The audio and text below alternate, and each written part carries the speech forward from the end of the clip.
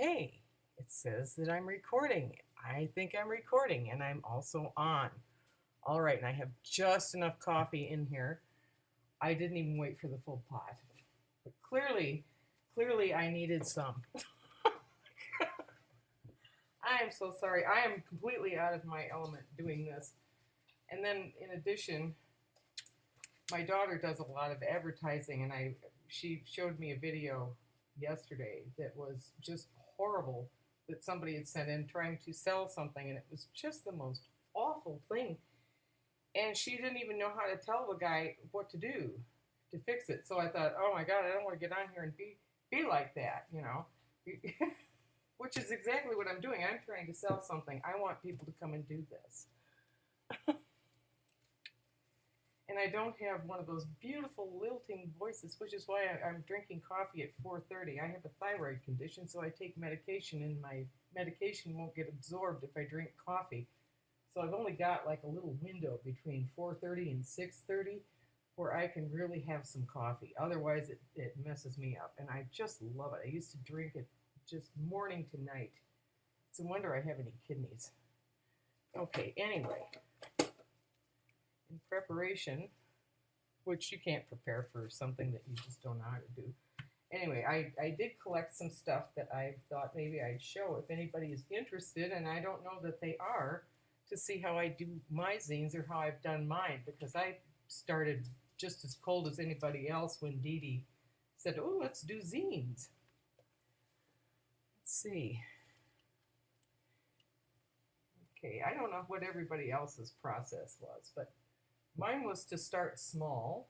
And so when she called the zine project, I thought that's pretty good because I kind of think in small chunks.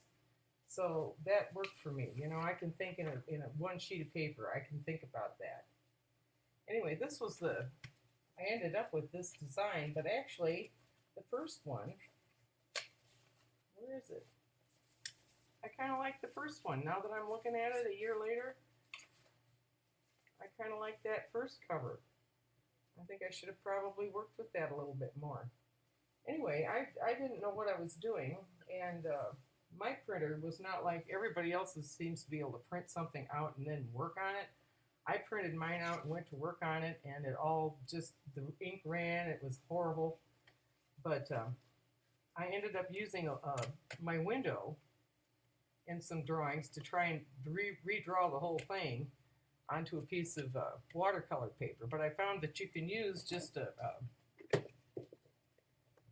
pretty much anything with a flashlight in it, and you have yourself a little light box that you can trace through pretty well. Anyway, I've since graduated, and I've gotten myself an actual light box, which is a wonderful thing. In this, you can see everything through everything, pretty much. So it's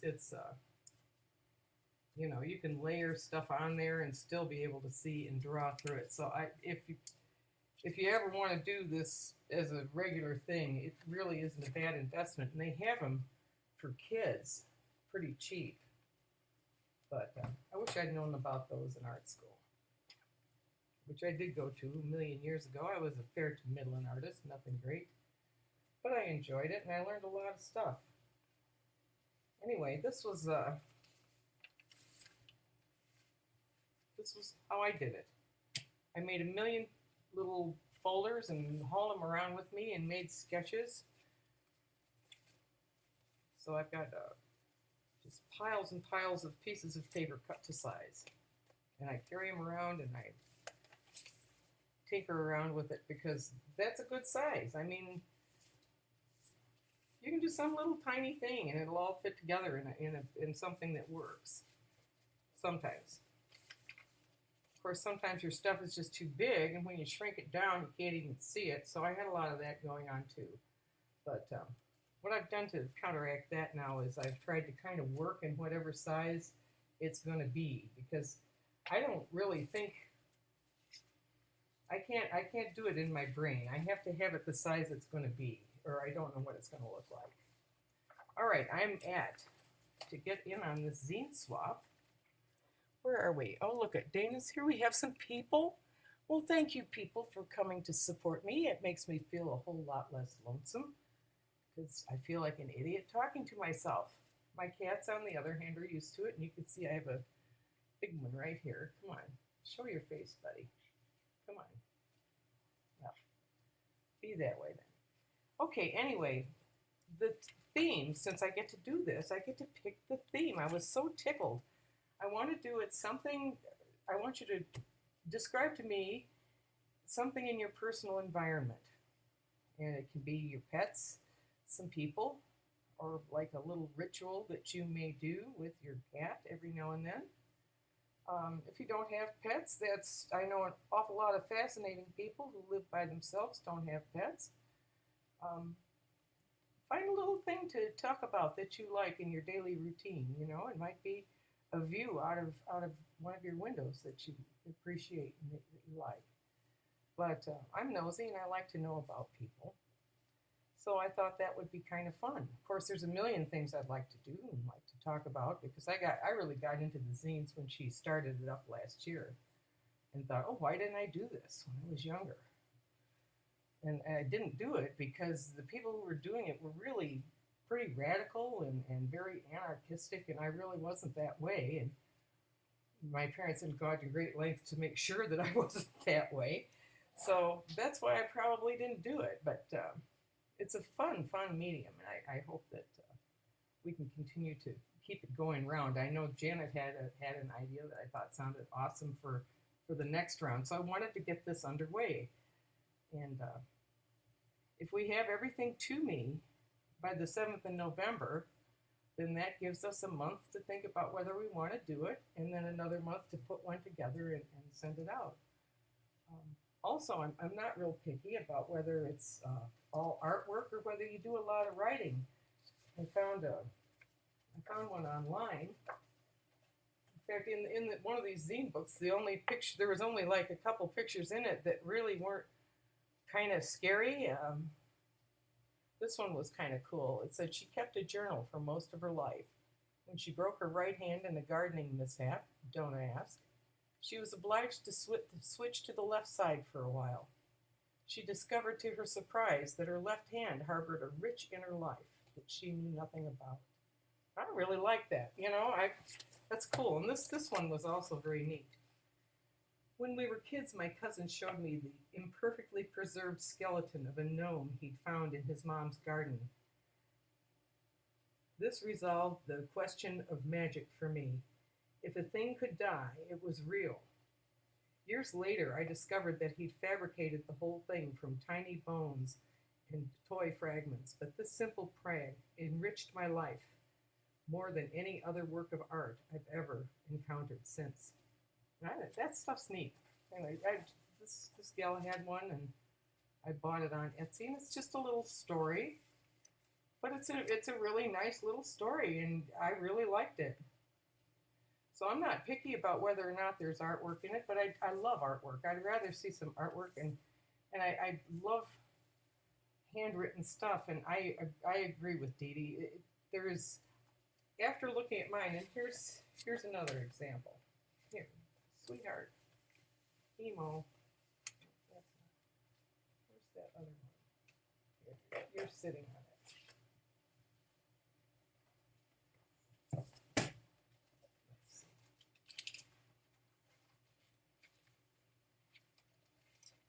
It might be this. It might be the owl and the pussycat. I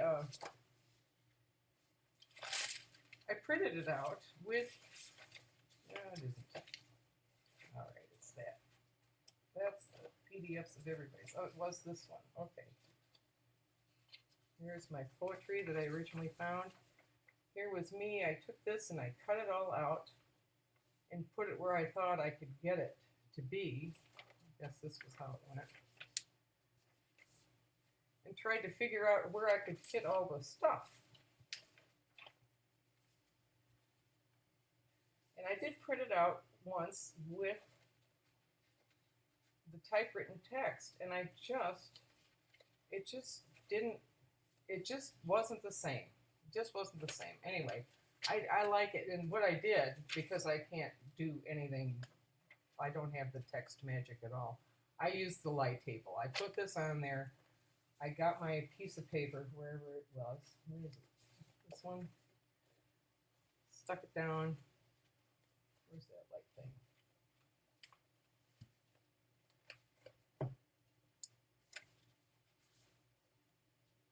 And just went around pretty much and wrote it all on there by tracing it through with this.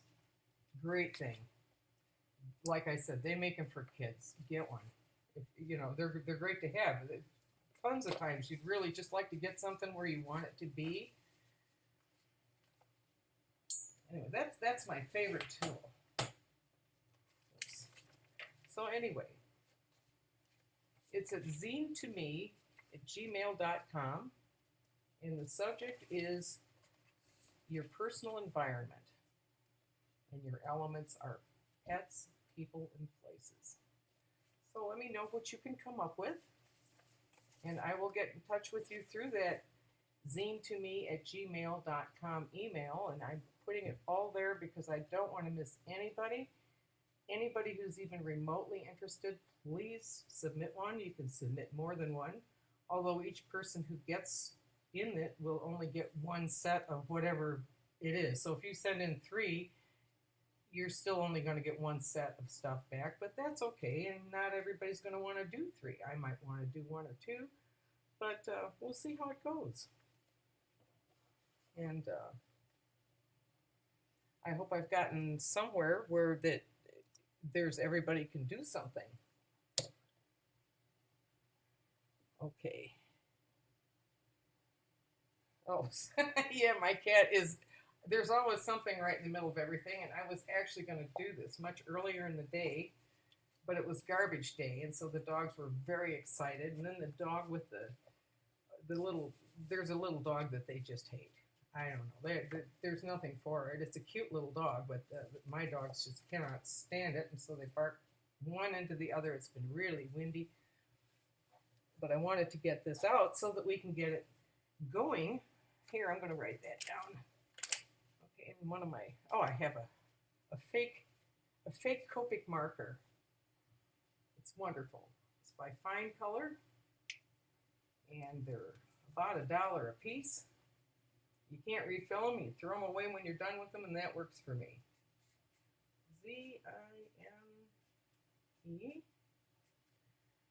to me at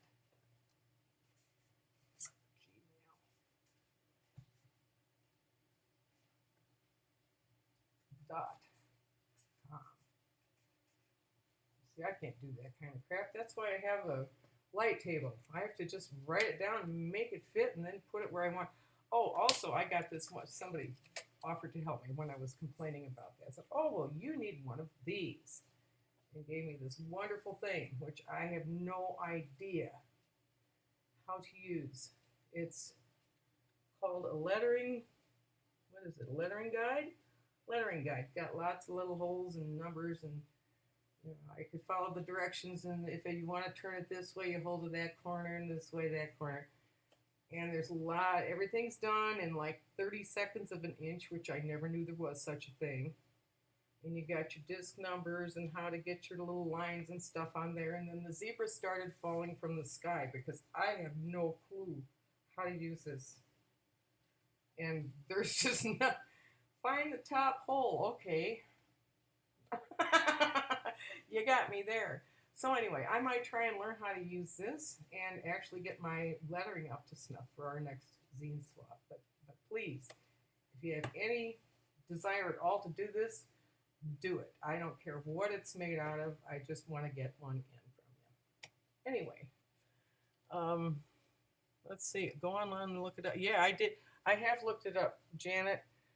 I just don't understand it. I'm going to have to see it done.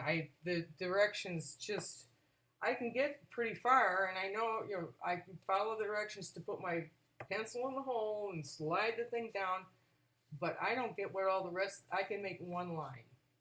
That, you know, the rest of it makes no sense to me. I'll watch somebody on YouTube do it, and seeing it done works for me.